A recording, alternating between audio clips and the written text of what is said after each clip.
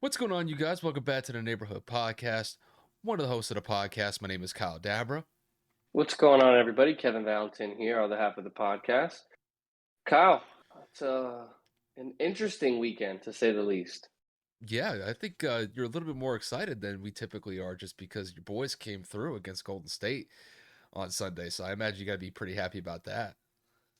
I'm not gonna lie, I didn't even watch any of that game until the fourth quarter, just because I saw that we were down 15. I was out and about with my girlfriend, and I was just like, you know what? Like, I'm not even gonna stress myself out, ruin my weekend. I get home and I see it's like 88-93, and we end up coming back to win in Golden State.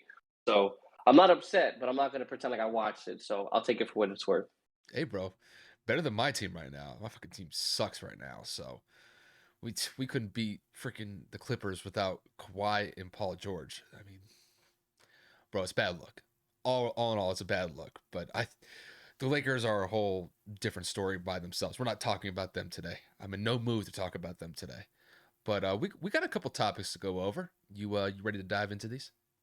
Sir, yes, sir. All right, so pretty much we're gonna focus on some NBA content today. There'll be some other topics that we touch on in a few different sports, but it will be primarily NBA today. The first one we're gonna go over is Kevin Durant's return to the Brooklyn Nets.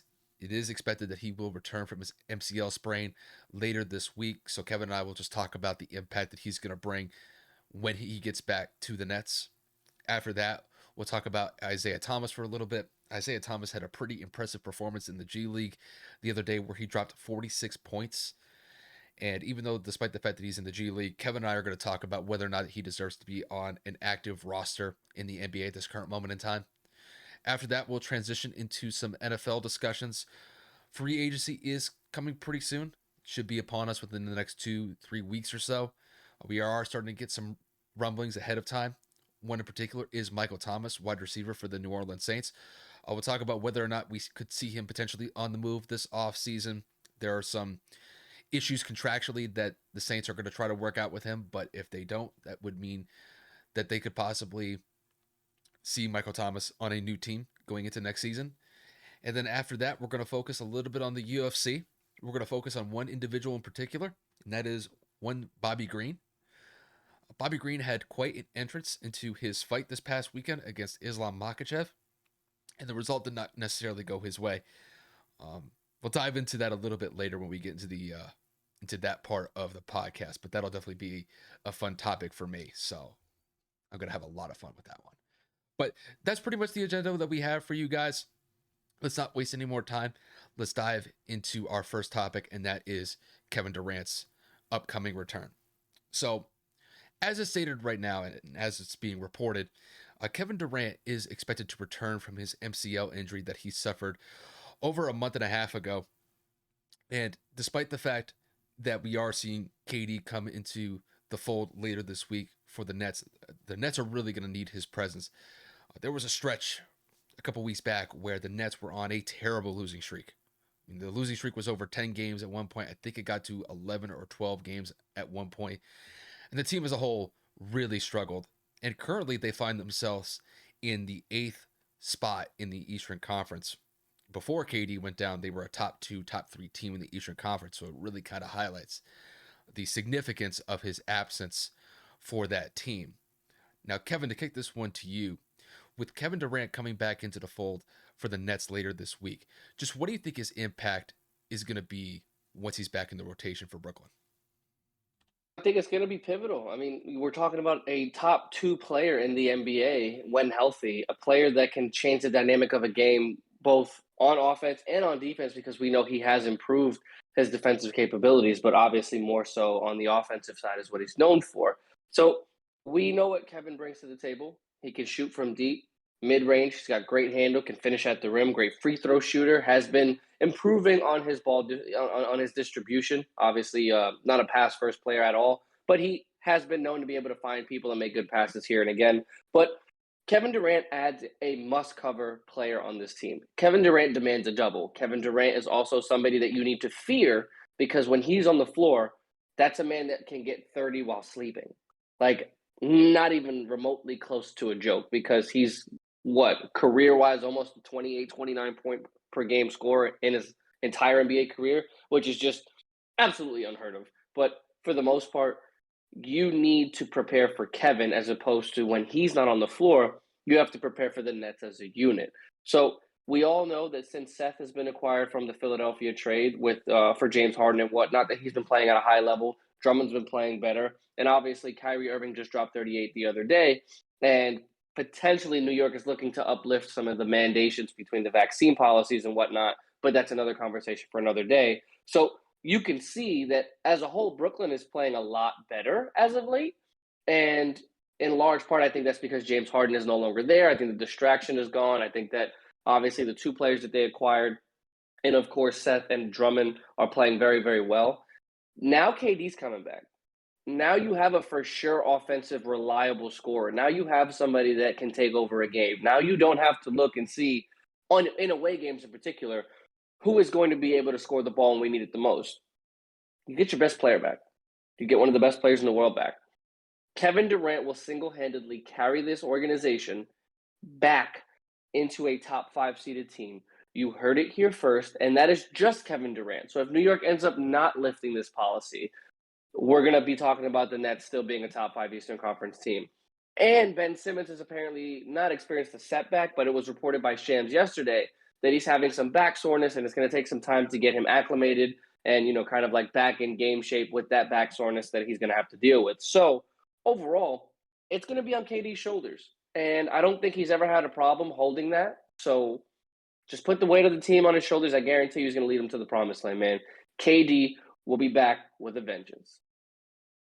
Kevin, I'd be hard pressed to disagree here, but I'm with you 100% on this one. And I'll kind of actually take it a stretch further than you did. I think when KD gets back into the fold, you said top 5 in the East. I'm going to just flat out say I could see them in the top 3 because I think what KD is going to provide is it's going to provide a massive spark for this team. And I think it's going to lead to a huge run. Because Kevin, I mean, let's just face it here. I mean, Kevin Durant is one of the most dynamic players that we've seen in this generation. I mean, the guy can go out and score 30 like it's a walk in the park.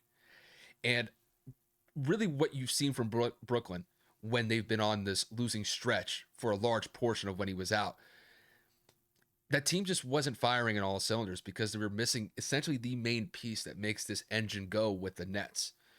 And of late, they've been playing better. Kyrie's been playing out of his mind. And when KD gets back into the fold, I really do think that this team is going to start hitting its stride. And I think there's a very good chance that they are going to go on a massive winning streak just because when you look at KD's presence and what he's able to put out on the floor, you got KD, Kyrie, those two are going to demand a huge defensive presence depending on who they're going up against. And it's going to space the floor for shooters that they have on the roster. That's like you said with Seth Curry. Ever since he's come from Philly, he's been lighting it up. And I imagine that we're going to see some of these role players for Brooklyn really step up because now that you have KD coming back into the fold later this week, he's going to demand a huge defensive presence. So I could see guys like Andre Drummond getting some good buckets moving forward. I could see Blake Griffin getting good minutes. I could see Patty Mills also increasing his total volume because he's been playing really well from them in one of those role player positions for them this year. And I would expect more of the same once KD gets back into the fold. I think the Nets, there's a sense of urgency that they were missing when KD was out. I think now that he's coming back later this week, I think it's going to be balls to the wall energy. These guys are going to feel that urgency because they're getting towards the end of the season. And this is go time right now. They got a lot of ground to make up. They're 8th place in the Eastern Conference. At one point, they were top 2, top 3 in the East before KD went down. And I think when he gets back, I could potentially see them getting all the way back to that 2 or 3 position. But when he gets back, they got to be firing on all cylinders. And I think that KD's going to feel that urgency. And really, I think it's going to propel them not only just into a top 5 position, I think it's going to get them to a top 2, top 3 position just because it's Kevin Durant, bro. The dude's unstoppable when he gets into a rhythm. Now you got Kyrie who's playing out of his mind, and then you have some of these role players step up. I really do think that the Nets can go on a massive run here. And I'd be hard pressed to find anybody that really can stop them once they really get rolling because that team has the firepower to go out and score 120, 130 points consistently. There's not too many teams that can match that. So I think the Nets are in a great position here once he gets back, but they have to make the most of their opportunities when he gets back because they are running out of time in this season. But really, all eyes are on KD and his return, and I think it's going to be exciting for Brooklyn moving forward. And let's not pretend that they play James Harden on the 10th. I guarantee you KD's got that marked on his calendar. Oh I yeah, guarantee you James has got that marked on his too. So we are in for quite a show on March 10th when the Brooklyn Nets play the Philadelphia 76ers. And you know that KD is going to look at that as this is my opportunity to show him I'm back. mm-hmm. And I ain't forget how you ended it in Brooklyn. And I want the smoke.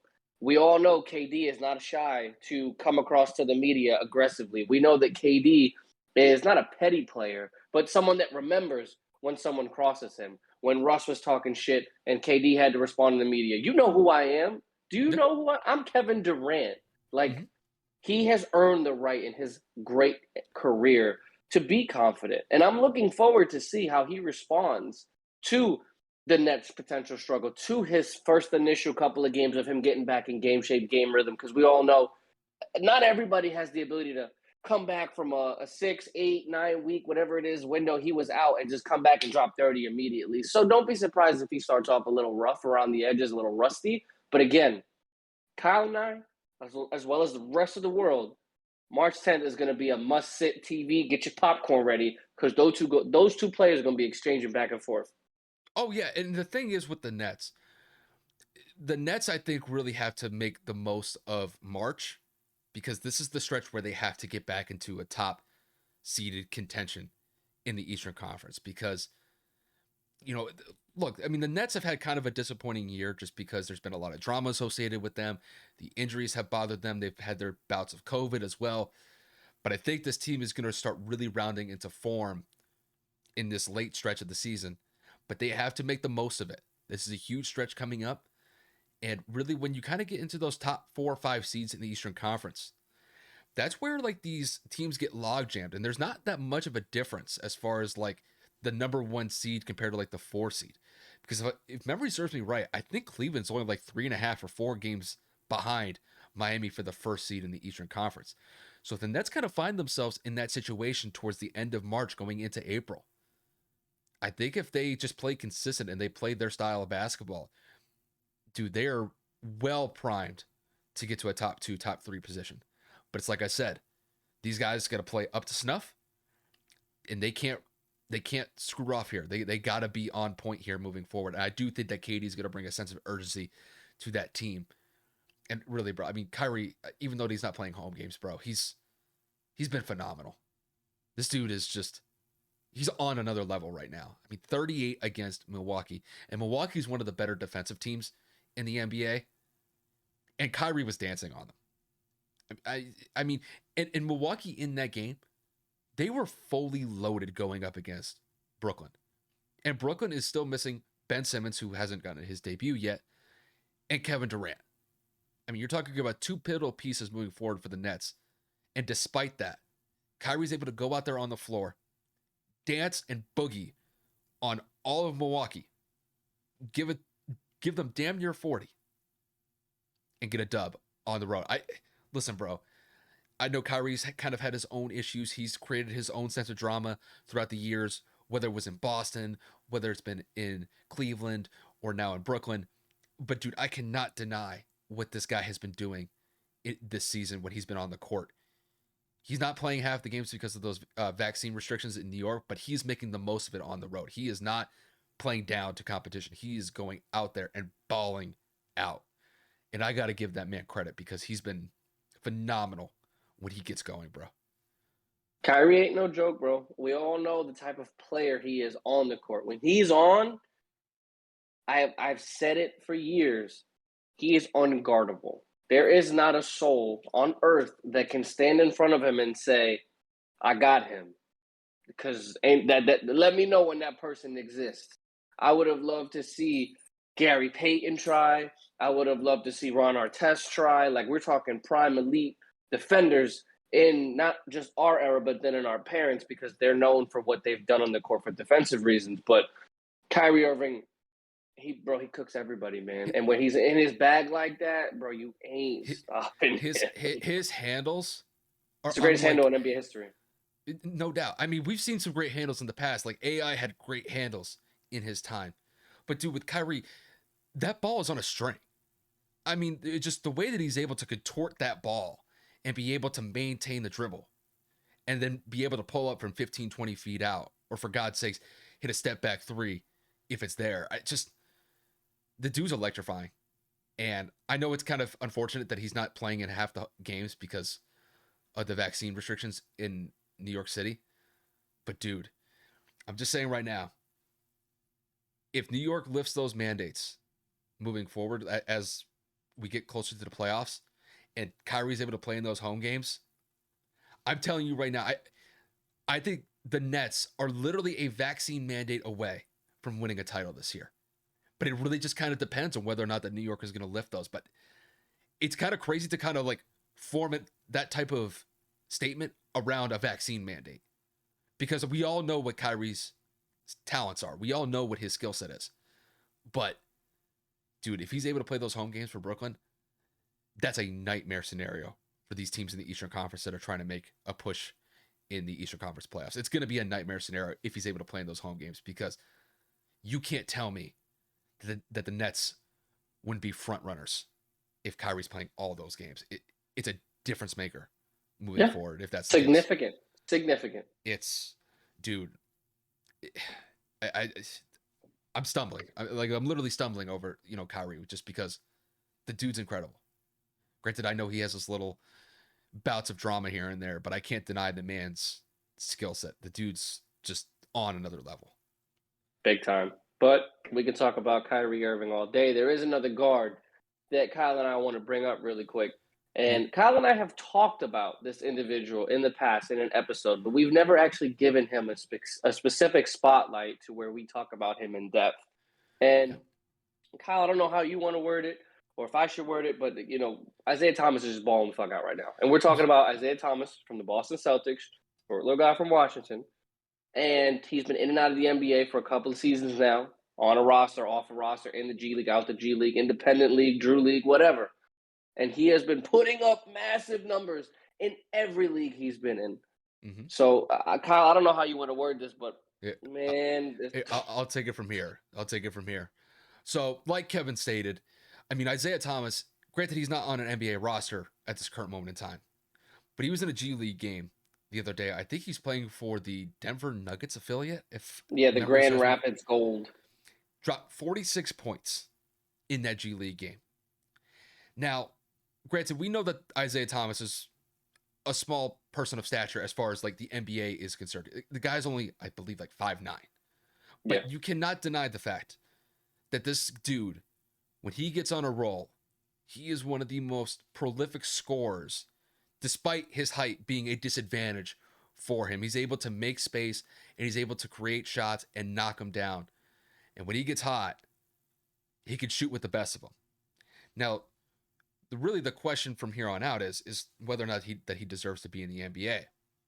Because when you put up damn near 50 points in a G League game, I would imagine that would raise some eyebrows to some teams possibly looking to add some depth to their roster as we get closer to the playoffs.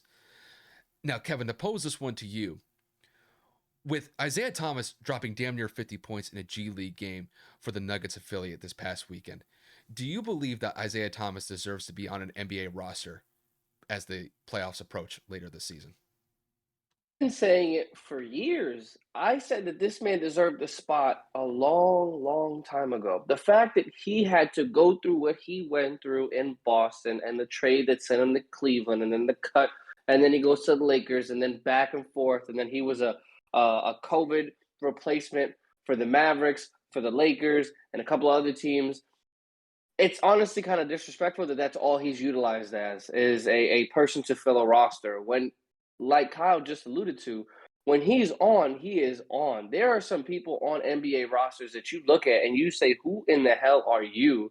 And how is Isaiah Thomas not on the roster? We understand the disadvantage that he presents on the defensive side. He is 100% a liability. He is an individual in which anybody is immediately at an advantage because of the height. Isaiah Thomas is giving up 15, 20 points, if not a whole lot more, to most of his opponent matchups in terms of when he is guarding them. And on the other end, he's actually giving them a shot too. He's giving them effort. He's giving them a headache. He's giving them 50, 20 points of his own when given the right minutes and opportunities.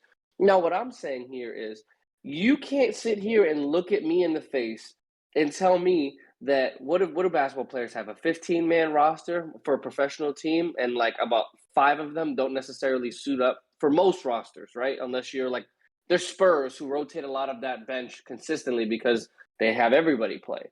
But the point I'm trying to get at is you can't tell me that Isaiah Thomas offensively is not better than some of these players that are just getting paid to sit there for free.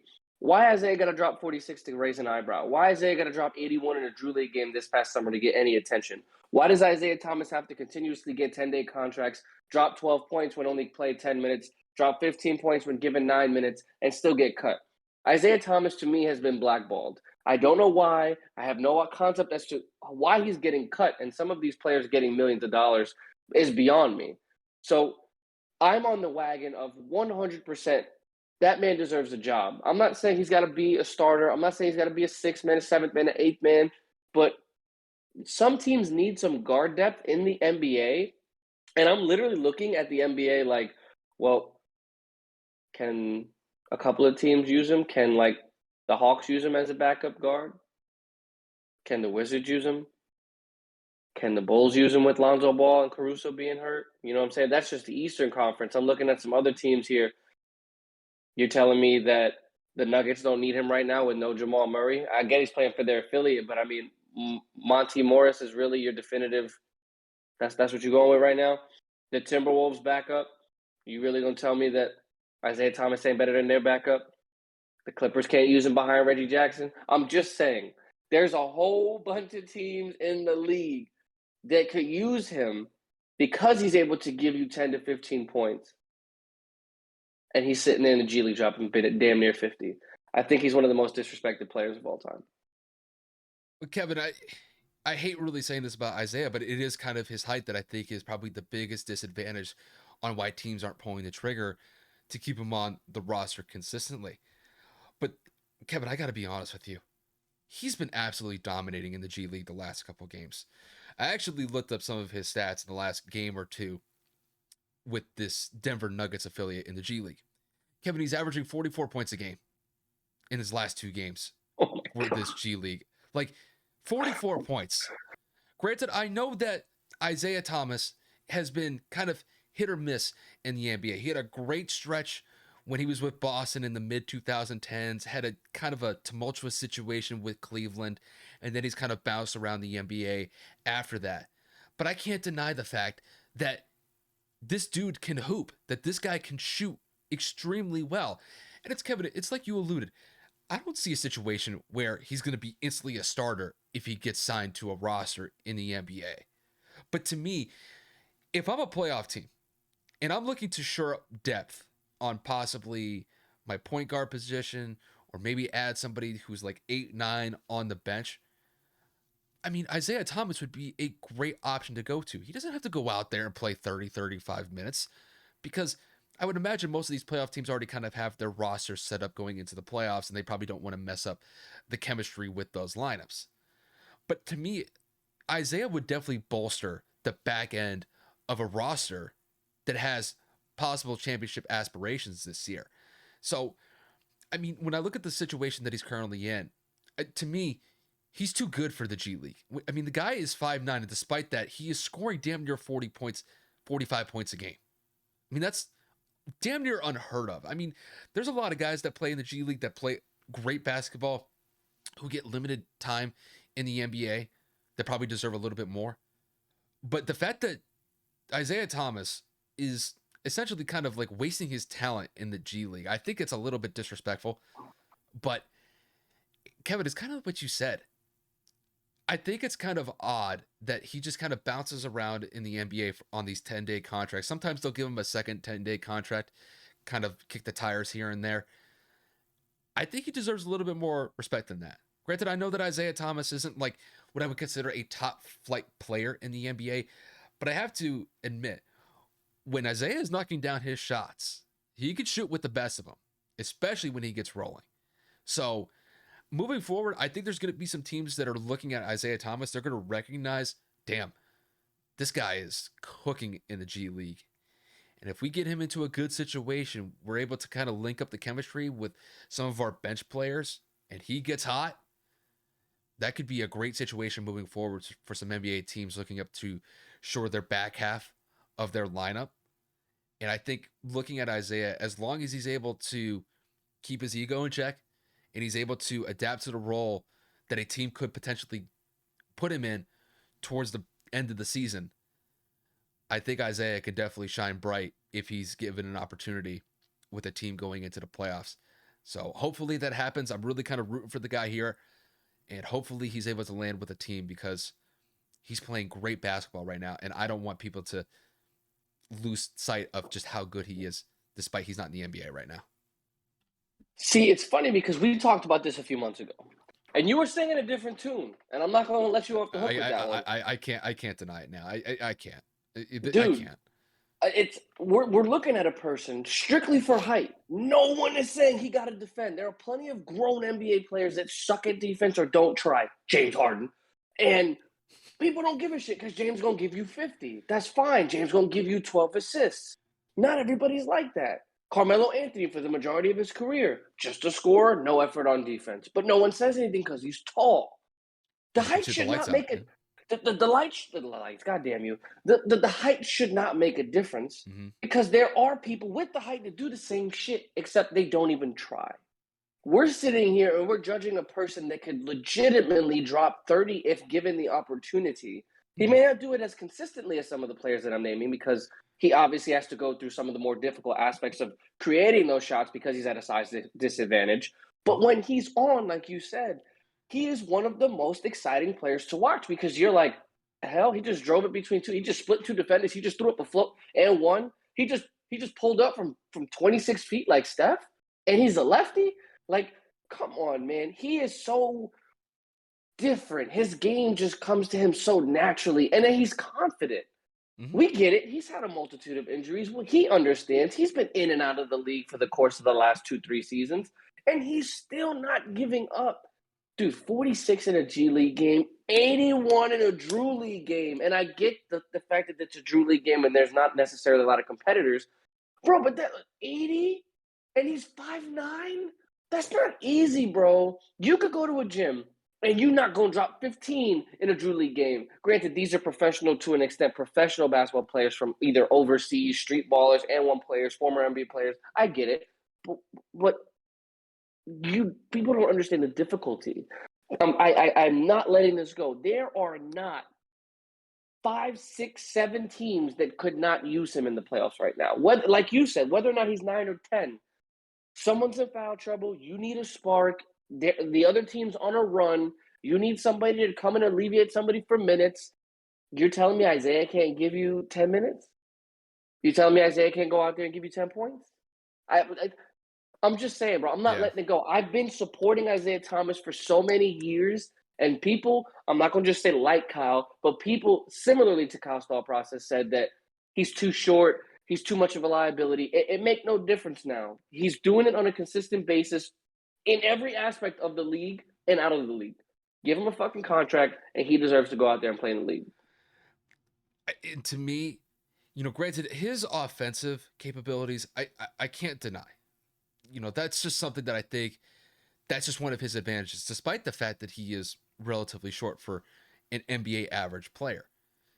But I do think that when you look at Isaiah Thomas's full game in its entirety, that defensive aspect is such a big weakness. 100%. And there's no doubt, even despite the fact that he popped off in Boston, that Boston had to change kind of their defensive scheme to be able to kind of cover up Isaiah's deficiencies on that side of the ball. And even despite the fact that Boston had a lot of success, how much did they sacrifice in defensive coverages when having somebody on like Isaiah Thomas on the court? Now, granted, he would drop 30, 40 points a game. Nobody can deny that. And everybody was kind of in his corner when he was on that Boston run. It's just, I think when you look at some of these teams that could potentially be looking to add him onto the roster, they know that his offensive game is there, but it's like, it's a double edged sword based on the fact that his defensive presence is kind of weak. And everybody kind of, I think, acknowledges that. And I think that's why you see these teams, bro, they'll kick the tires, they'll see what he can provide off the bench. But when it comes to defense, it's just not there. It's not there consistently. And sometimes you get some of these teams that are just kind of set in their ways. It's like, yeah, can't deny the fact that he could score. But on the other side of the court, we got to change basically most of our defensive coverages to cover up for him. And it's unfortunate because the guy's got skills. But it's just whether or not you have to kind of balance the pros and the cons with this one. I think that he deserves a roster spot in the NBA. But it's up to these individual teams that have to look at the situation that he presents. And they have to balance whether or not that he's worth it in the long run for them instead of just doing a 10-day contract. So hopefully he gets a roster spot. I think he deserves it because when you're dropping 40 plus points in the G League, bro, you got to be raising some sort of eyebrows with some sort of scouts in the NBA. But I guess time will tell, bro. That's kind of the situation I see with Isaiah Thomas, and hopefully he gets his shine because I think some teams could definitely use him in the playoffs. There's no doubt about it. I'm not gonna repeat myself again. So I mean, we got another topic here. Sorry guys, I get so animated with Isaiah Thomas because I've been preaching it for so long, and Bro, Kyle he's our knows height. I haven't let it go. He's our height. Like, He's shorter than us, Kyle. He's 5'9", bro. I'm 6 feet with shoes on. Like with shoes, he's 5'9". I'm just saying, like, He's but shorter. like, but I'm saying, like, for typical people, like, he's average height. 5'9" is an average person. It's an average male height.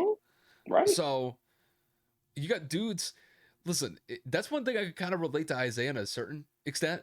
I'm like, we're basically the same height, and he's in the league, bro. Like, it's crazy he's able to overcome that.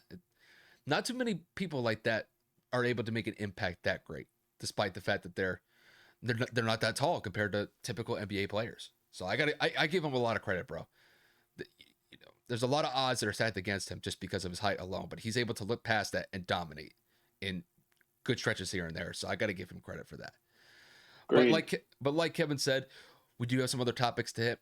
The next one we're going to hit is going to be an NFL related one, and it's going to focus on Michael Thomas, one of the wide receivers for the New Orleans Saints. So the Saints have been making some moves this offseason right now. They've been shifting some of these contracts. They've been restructuring some of these to free up some cap space, potentially acquire some free agents in the offseason, also try to make some room for their upcoming draft picks. I believe the draft is coming up in April, so they do have to free up some cap space for those guys that they're going to sign to the roster. Now, the interesting thing about Michael Thomas is now that his contract has been restructured, to whether or not that we're possibly going to see him wearing a Saints uniform next season, because there's been some rumors circulating that even though despite that his contract got restructured by New Orleans, this actually makes him more of an enticing trade piece in the open market in the NFL than in the last couple of years that he's been with the Saints. Now, granted, Michael Thomas has been dealing with some pretty significant injuries that have sidelined him for the last, I believe, like the last season and a half. He missed all of last season.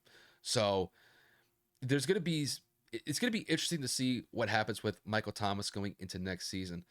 So, Kevin, to kick this one to you, now that the New Orleans Saints have restructured the contract of Michael Thomas, do you think it's more likely that we'll see him in a Saints uniform next season, or do you see him playing for a new team next season?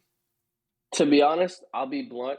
I don't think he's going to be in New Orleans next year. There's a couple of reasons why. Changing coaching staff. There's not a solidified QB1 out there in New Orleans. I know that there's rumors that they're going to re-sign Jameis, but Jameis and him don't really have much of a rapport. They don't necessarily have chemistry, and I don't necessarily know if Michael wants to go through that whole rebuilding stage because they didn't do that well last year with Trevor Siemian, and obviously they put a lot of money into oh my God, this freaking guy, that quarterback that Jameis we and you Winston. make fun. No, the quarterback that you and I make fun of that isn't going to win them a game. The utility guy, Taysom Hill. I knew it was a weird T name, but I was drawing a blank. This is why me and Kyle do the same thing. Not the same thing. This is why me and Kyle do this together because I have brain farts pretty often. But they spent their money not responsibly in a lot of ways, and I don't think that that's going to bode well. As Kyle alluded, he's missed basically the last 2 seasons, and to his own accord, though. Kyle, we've talked about this also. When the season ended on Drew Brees last year, he should have had surgery immediately. He tried to rehab it, and then he had a setback, and then he didn't have the surgery until basically right before the regular season. That's on him. That's on his camp. That's on his representatives. Whatever. Michael Thomas did this to himself. He could have easily fixed this by having the surgery after the Super Bowl of last year, and he chose not to. It is what it is. I don't know the exact, medical reasons as to why he chose to try to heal it the old-fashioned way, but whatever. Michael Thomas's contract was large. We all know that Michael Thomas, I believe just a few years ago, signed a 5-year, $96 million deal with the Saints. They've now restructured it, and now Michael Thomas is, like Kyle said, a little bit more of an attractive piece to go out there and acquire. Definitely a cap hit, but something that teams can deal with because when healthy, he is arguably a top 3 receiver in the NFL. Now, I looked up some teams that are looking to acquire some wide receivers just in the draft. Imagine instead of a rookie you're taking a gamble on with a draft pick, whether in the first round or the 6th round, you can go out there and acquire a Michael Thomas. The Miami Dolphins jump right off the page to me. The Indianapolis Colts jump off the page to me. The Green Bay Packers jump off the page for me. But Green Bay, not so much because Green Bay obviously has to worry about the Aaron Rodgers debacle and re-signing Devontae Adams. So cap-wise, that doesn't make sense to me. But my next team, the Philadelphia Eagles. There are plenty of teams that need a receiver like that. There are plenty of teams that need help on the offensive side of the ball. And all the teams that I just listed have some availability in the cap space. Again, when you make a trade of that magnitude, it's going to come with some other pieces. You're going to have to give up some capital to get somebody like that as well. But with me not knowing how contracts work specifically in the NFL, with trades of how much of the contract the older team has to, eat because of a guaranteed money deal or whatever the case may be, I truly believe that he is going to immediately take a team to the next level. Miami was on the bubble last year.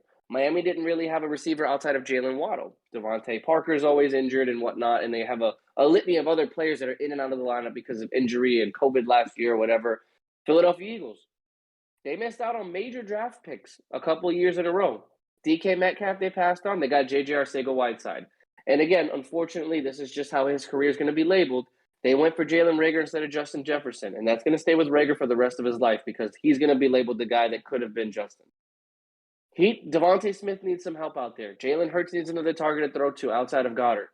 The Indianapolis Colts, obviously, my team. We don't have a fucking receiver outside of Michael Pittman. I love Zach Pascal. He's not a definitive number one.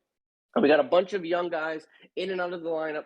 Again, but first, we need a quarterback. And, of course, an edge rusher. But I'm not going to get into the specific needs of other teams. I'm just saying there are teams that he could take to that next step and basically be in a better situation than he is in New Orleans.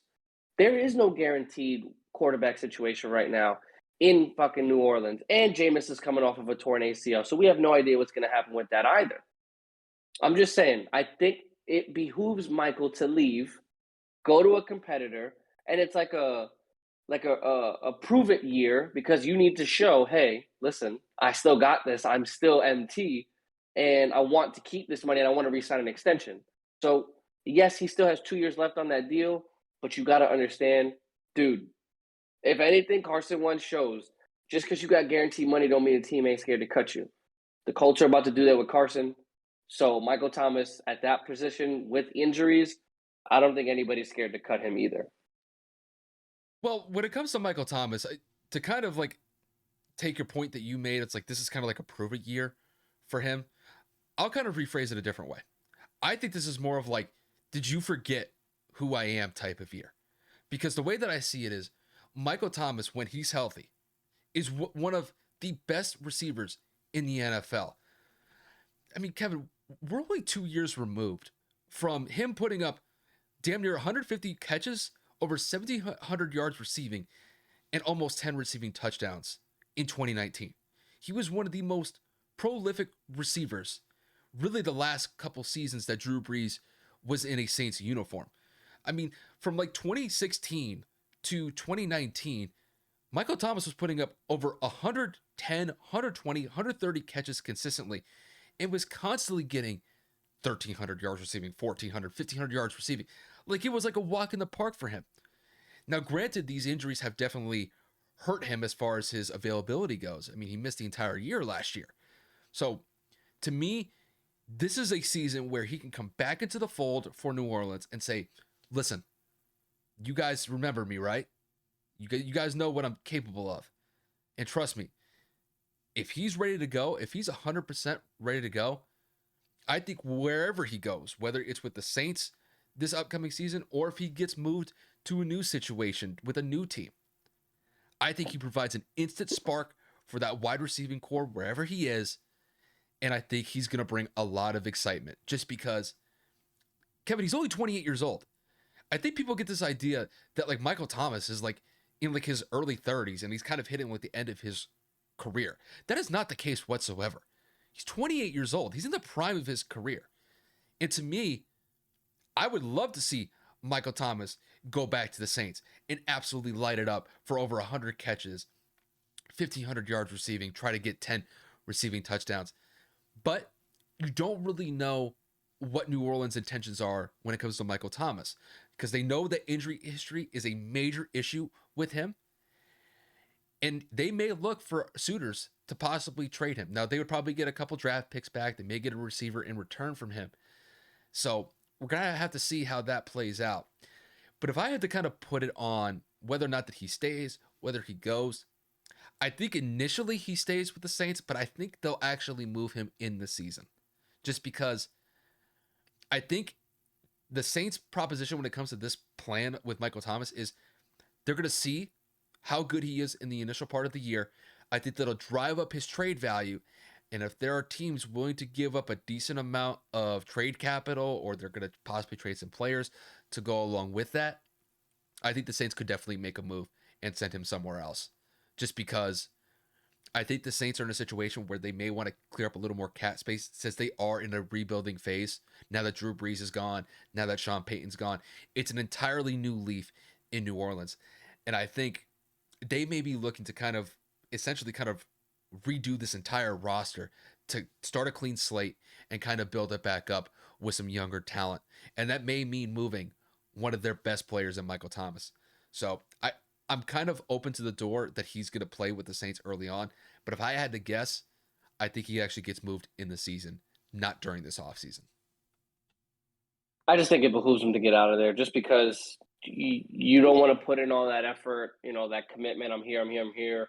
And then, find out mid-year, you got to go start that over, create a new chemistry, start with a whole new quarterback and team mid-year. To me, that just, if you know it's coming, if you see it in the cards, if you see how they're kind of, managing the roster, if you see how they're handling the rebuild situation, get out first, get out early, rather than having to deal with that whole restart in the middle. To me, it just, why not just get out of there and go somewhere where you're not just wanted, but you're actually needed? I don't see New Orleans making a run anytime soon, even if Jameis comes back. It depends if he demands a trade. And really, from what I've seen so far, is Michael Thomas has been kind of quiet this offseason. I haven't heard a lot from his camp so far. Really, the only news that we've heard about him so far is this contract restructuring with the Saints, and that was just a day or two ago. So, Can he say anything, knowing that he screwed himself out of a whole year because his stupid ass chose not to get? You know what I'm saying? Like, what would he have to say you got anyway? listen. You got to live with the results. It was probably the wrong decision at the time, but he went with it, and now you just got to live with it. But it's kind of like what I said. I do think that this year, it's like this is a season where it's like you guys do remember who I am, right? Like I'm Michael Thomas, and Michael Thomas, when he's on the field and he's healthy, he's one of the best receivers, if not arguably the best receiver in the game. I mean, just from a production standpoint, Kevin, you can't deny the production that he provides. I mean, it's 0% will ever be denied. I mean, 149 catches in 2019. He broke my boy's all-time record. You think I don't know who he is? I'm just saying, like, there are going to be a lot of teams that are going to be interested if there's a possibility that the Saints are going to move on for him. And trust me, I think some teams may get lucky here and they may not have to give up as much as they probably could have had he stayed healthy and not dealt with that foot. Was it a foot or ankle injury specifically? Ankle. So, I blame Sean Payton for that, bro. We talked about it when it happened. I'm not forgiving Sean Payton for that whole situation. He should have never been on the field. That's all Payton. That's all him. Yeah, but I mean, listen, I think Michael wanted to go out there and help the team. I can't listen. I can't Bro, they deny. were up 17 points at that point. Week 1 of the year. It's the fourth quarter. Go sit down. It was stupid. And they were about to score. It was Listen, dumb. man. Listen. Hey, if Michael wants to go out and play, bro, you gotta go let him play. Like, I understand you're up 17 points. I get that. But dude, like for me, I can speak from experience. Bro, I want to be out there on the field. I don't give a fuck if we're up 10 points, 20 points, or 30 points. There's I a want to be out difference there. when you get when it's going to cost you millions of dollars, in which it Yeah, did. but it's like, Kevin, I mean, injuries happen all the time. You never know when they're going to happen. They just occur. It was dumb. He shouldn't have even been there in the first place. He got rolled up on a fucking play that he didn't even touch the ball. I understand that, but it's like, Kevin, like you can get rolled up on any play. Granted, I'm not denying that. I mean, granted, he got rolled up in that game in particular, but it's like there could have been a situation the next week or two where he's in a situation, catches a ball, it comes down, corner lands on his ankle, rolls it. It's just it's a part of the game. It's unfortunate, yes, because essentially like he missed an entire season because of it. But it's like that just comes with the game. It's hey, bro, you want to hate the game sometimes, but it's like sometimes it just happens like that. And I mean, I can speak from experience. Granted, I didn't play the NFL. I'm not talking about that, but it's like all it takes is one bad step, or it's just you get rolled. And it happens to the best of us, bro. Like it's No, just it definitely does. Hey, you I talking to Mr. Injury? You and me bro, have been you talking friends for about me? years. You talking about me, bro? I fucking rolled my ankle playing one-on-one basketball with you. Granted, that was my fault because I was wearing Oh, thank low-top you, shoes, but it's like thank you. still, it's like, bro, rolling an ankle, it's a common occurrence. Hell, when I'm at work at Amazon, if I step out of the van wrong and I, hit like an irrigation head, what do you think my ankle is gonna do? I mean, bro, it's gonna be like, it's gonna Yeah, no, roll. I get it. I'm upset, dude. We talked about it when it happened. You agreed in the moment. You were like, "There's no reason he should have been on that field." Bro, it was like You, 4 minutes. They were driving. They you, were gonna score. He wasn't getting the ball. They were running the clock out. yeah, listen, it's a lot easier for us to Agreed. Monday No, morning quarterback this thing and then kind of like, agreed. yeah, like hindsight's 2020. But hey, bro, as a competitor, you want to be out there. No, I get it. You, No, you're right. I'm not denying that. I get you. but I understand the point that you're making. Sometimes you got to know, hey, when to cut it off. Say, hey, bro, we're good. Rest up. We're gonna need you for next week, and you'll be good to go from there. But it's like as a competitor, it's tough to fight that. And trust me, I get that. It didn't work out. It happens. It happens to the best of us. Yeah, it happens. I know. I know. I just, certain topics get me pissed, as you can I, tell from the last two. I mean, had this been like Michael Pittman Jr., you guys are up 15, 20 I points, would and have you lost my live. mind. I'm You not. live it. I don't even want to. Nope. I'm not even. Bro, my hairs are standing. I can't because Frank would do some. Just what do we? Nope. Nope. I can't even speak English. Nope. Bro, you're stumbling over here. I mean, Oh, because I just can't think of that enough. you just the love for Frank from you is just it's It's over the deep. moon, my guy. It's It's over the moon. deep. It's like overwhelming. It's like when you see a puppy for the first time, and you just want to hug them. Like you just that's what I want to do. Except I want to hug them so hard. It's just like call a game the right way. God, it would just be a match. It was like to me, it would just be like magical for you to be able to be on the sideline just to call a game. I would not I, call a game, but I would definitely just say, "Yo, we about to run this 37 times in a row." Any objections? Okay. yeah, bro, just take the Patriots playbook when they played the Bills the first time in Buffalo. Granted, I don't talk about that third time. That third time it didn't work out well. That was no. But that first That time, was pretty bad. listen, I will always say this: that first game when the Patriots played the Colts, not the Colts, the Bills. I imagine every Colts fan was looking at that game. It's like, Why can't why that can't we happen do to us? why can't we do that? We saw it works for them. I mean, I remember. I think Jonathan Taylor when they played the Bills, didn't he score like 5 touchdowns in that game? Yep. 4 on the ground, 1 receiving. I'm just saying, like it was like they had like 40 some carries as a team against the Bills in that Patriot game. It's like there's your blueprint. It's right there. Just accept it. Like that's what it's gonna be. But no, Frank wants to be on his bullshit. It happens. Yep. But I don't have to deal with that for another 7 months, so we'll see what happens. Yep. Now, we got one more topic, and that involves, this is kind of like my realm. This is kind of the UFC part. I know Kevin's not really into the UFC like I am, but I got to talk about this past weekend in the UFC. One fight in particular. It was the main event of the weekend. It was a fight between Islam Makachev and Bobby Green. Now, to kind of give you guys some context, let me change the camera so you guys can see what I'm talking about here. So, Bobby Green was going up against Islam Makachev this past weekend. And for anybody who's really kind of into the UFC, Bobby Green was just coming off of a fight a week and a half ago where he won on a decision in a 3-round fight. So, the original fight that Islam was supposed to have, they had to change because the original fighter fighting him couldn't go, and Bobby Green took that fight basically on 10 days notice. So, and that was despite the fact that Bobby Green was not in the weight class that Islam was in. So Bobby had to do quite a dramatic weight cut to be able to even participate in the fight. And I got to give him credit. He got into shape for this fight against Islam. So I got to give the man credit on that. But this is where it kind of really comes down to. When Bobby Green was walking out into the UFC ring before the fight was going to take place, Bobby Green walked out to a song that is basically regarded as one of, if not the best diss songs in hip hop history by Tupac, called Hit 'Em Up. And that was Bobby Green's walkout song before fighting Islam Makachev. And I think everybody pretty much knows that when you walk out to that type of song before a fight, listen, you're hyped. You're ready to go. You're trying to get in the zone. You're trying to get ready for this fight against Islam. And you're trying to make a statement. I get that at 100%. What happened in that fight did not go Bobby's way in any way, shape, or form. Bobby lost that fight in the first round to Islam in about 3.5 minutes. As a competitor, I understand trying to get hyped, and I understand that that's a song that you're going to walk out to. But there is no excuse for you to play that type of song and you get wrecked in the first 3.5 minutes of the first round. It was literally a one-sided fight.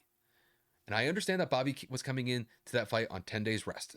I give him credit for even being in the cage for that fight. But you can't take an L like that when you walk out to a song like Hit 'Em Up. Hit 'Em Up is one of the best diss songs ever. And for you to lose in that manner, get absolutely destroyed by Islam Makachev, who's one of the best maulers in current day MMA. I mean, he's very similar to what Khabib Nurmagomedov used to do before he retired. And Islam is one of the best up and coming fighters that we're seeing in the UFC. He is going to get a title one day. It's not if it's going to happen, it is when it's going to happen, because his style is so very similar to what Khabib did throughout his tenure. Islam is just the extension of that, and he's doing it once again. And Bobby Green was the latest victim. And I could talk about Islam all day because Islam is just a star on the rise, and he is going to be a great belt holder one day when he does capture it, because he will. But my focus here is on Bobby. You cannot take a first round L when you're playing that type of song as your walkout song. That is a massive L. And I understand that, listen, Bobby does not care whatsoever what people think. And, more power to him. But I got to just step back and it's like, look, dude, I know you're trying to get in the zone. I know you're trying to get hyped. But you at least got to get to the second round if you're going to play a song like that. Listen, if you get wrecked in the second round, so be it. But, dude, you lost in the first round. I don't want to hear it. First round TKO by Islam, and you walk out to a song like Hit 'Em Up. Bro, you took the fight on 10 days notice. How can you even start like a beef with the guy when you barely even know the guy to begin with? It's just, I can't get this out of my head. Just, you play Hit 'Em Up and you get wrecked in 3.5 minutes in the first round. I can't accept that. I'm sorry. So Bobby is a mid-level fighter at best. And to me, if you're going to play that type of song, you have to at least be a belt holder, or you got to be in a situation where you've been baptizing dudes for 3 or 4 fights in a row, where you walk in with that type of swagger, that type of confidence. Bobby Green is a mid-level fighter at best. And he got wrecked by Islam, who's probably one of the best up-and-coming fighters in the UFC. So to me, when I look at it, Bobby Green, bro, you took the biggest L of the weekend. Because, bro, when you play a song like that and you get wrecked that quickly, I know I'm being petty here. Dude, that's an L. And it's an understatement. It's just, I don't even know what to say. It's just, do better. Just do better. That's all I'm going to say. It's just, dude. I step away for a second. I step away for 1 second, and I come back and I hear, do better. I'm just like, dude, like, you know, the thing is, like, if you've been wrecking dudes 3, 4, 5 fights in a row, you've been knocking them out, or you've been just annihilating dudes, you know, playing that type of song, I get it. Because at that point, you've kind of earned it. Bobby Green hasn't earned it. Are you kidding me? I mean, I give him credit that he took the fight on such short notice. But dude, when you're playing Hit 'Em Up, or if you were going to play like Ether by Nas, bro, you got to win that fight. Or if you lose that fight, at least make it competitive. You lost in the first round with like a minute and a half to go. It was embarrassing. It was like the biggest L of the weekend as far as I'm concerned. There's been a lot of games. There's a lot of matches that have been played this weekend, but bro, I can't let that slide, dude. I'm sorry. You play Hit 'Em Up and you get smacked like that. Check, please. Check, please. I got nothing to say. That's just me. Hey, that's enough to. That's a good note to end it on, honestly, because that just made me laugh like hell. Like, thank God I was muted on the Do other end because I was better, Bobby cracking up. Green. Do better. That's all I'm going to say. Do It's gonna be the name better. of the episode. Do better. Honestly, dude, this should have been a situation where like somebody in his camp, you know, like some of the scenes from Fresh Prince of Bel-Air when Uncle Phil like slaps the shit out of like Will Smith's head, like back of the head, or like Carlton, Yeah. like the back of the head when they do something stupid. Literally, somebody in his camp when they said, "Yeah, I'm gonna fight Islam Makachev," they honestly, someone should have just been like, just like, dude, what are you doing? You just fought a week and a half ago. Now you're gonna fight against one of the best up and coming fighters in the UFC, Islam Makachev. Are you out of your fucking mind? I'm like, you deserve to get your ass whooped in the cage. Because Islam is not a dude to fuck with. I don't give a fuck what anybody says. And Islam gave him business, bro. Islam's going to get a title fight after this. And this, honestly, bro, this was like a sparring match. When you got a sparring match as like the main headline event for the fight this weekend, dude, bro, that's a bad look. You can't be doing that. You going out to fucking Hit 'Em Up and you get wrecked like that? Nah, bro. Nah. I can't accept that. Literally, bro, I'll be my Uncle Phil shit. It's just like, bro, what are you doing? What are you doing? Guess he didn't know what he was doing at that point if it was that bad. Oh my God. I mean, Bobby Green's not a scrub. I wouldn't say that like he's like the worst UFC fighter to ever come through the gates of the UFC, but like Jesus, like do better. Do better. Or at least like think ahead before you do something so stupid, like take a fight on 10 days notice. Right. You got to drop like 20 pounds ahead of it. Like, no. I'm bro, I'm good. I got it out. Hey, you've alleviated the stress. I feel good. Good. This is what this podcast is about. It's just an open place for us to express ourselves. I know you kind of do it more often than I do. 100%. But this one got me hot, bro. This one, bro. No. See, but I'm more emotionally invested in my teams because I'm just an emotional individual as a whole. So when my team fucks up, I'm gonna let them know. But Dallas didn't fuck up this weekend, bro. They didn't fuck No. up this weekend. I will give them. Well, we did lose on Friday to the Jazz, so that was our first game back, and we lost in Utah. And we go out there to Golden State. We catch a dub, 23-6 run, 23-5 run. We end the game You on guys in the were up fourth like quarter. you guys were down like 18 points. You guys had a pretty good comeback. I gotta give you guys credit. Yeah, we did something right. You know what happens. Hey, bro. Hey, knocking down shots, bro. That's all you need to do. Take the dubs where I can get it. But guys, that's gonna wrap it up for us today. We are actually ending at a good, reasonable time. My partner has to, like I've always said, kudos to my partner. He's got to go do some of the editing and things of that nature in the thumbnail. So me and him could chitter chatter and bullshit for a couple of hours, as you already know, in multiple episodes. So I'm gonna let y'all go. But before I do, as always, thank you so much for everything. 3 subs away from 400. We hit our year mark, I believe, next week. Yeah, March 2nd, bro. Oh March my 2nd. God, this week. And we out here 3 away from 400 in a year. So literally, this year has been magical. Guys, we've had ups and downs and highs and lows, and we could not be here without you. So, I mean, kudos, kudos, kudos, and thank you so much. Mm-hmm. This year, this next full fiscal, whatever year, it's going to be even better. And we're going to have a freaking great year. I see it coming. I feel it. We've already had a great start to the year statistically. And Kyle and I are just, we're hyped. We're ready. We're in a good space, clearly, mentally, and as a team. I believe we're headed in the right direction. Yes, sir. And really, there's not much else I could add. Just we just got to be consistent, and that's what we're gonna do moving forward. It's about to get fun because we got the NBA playoffs coming up pretty soon. We'll see what happens with the MLB.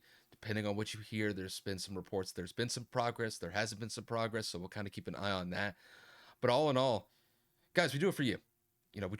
Kevin and I, we do the best that we can to give you the news of the day, and just hopefully you guys just enjoy the content that we put out every time we get behind the mic and give you guys what you want to hear. And we wouldn't be here without you guys, so definitely appreciate that. And I know I sound like a broken record every time I mention this.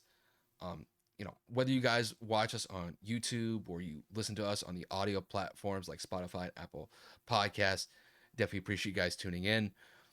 We'll have another episode coming out later this week. We'll have some content in the middle of the week to kind of cover the gaps in between our next episode at the end of the week. Just keep on grinding. It's pretty much it's the name of the game, bro. Just keep on Always. grinding. We're gonna see Always. what's gonna live with the results, bro. So see where it Always. goes from Oh, there. I totally forgot. March Madness is here. It's fucking March. Like literally on Tuesday. Holy shit. Like all of the major conference tournaments are coming up in like a week. So Bro, we it's about to got get some more fun. stuff. It's about to be fun. Oh So yeah. and we're here for it. So hopefully you guys can enjoy the ride as well. But it's pretty much all I got from here. Kev, you got anything else to say? No, sir. But as always, we will see you guys again later this week and appreciate it. Yes, sir. Have a good one, you guys.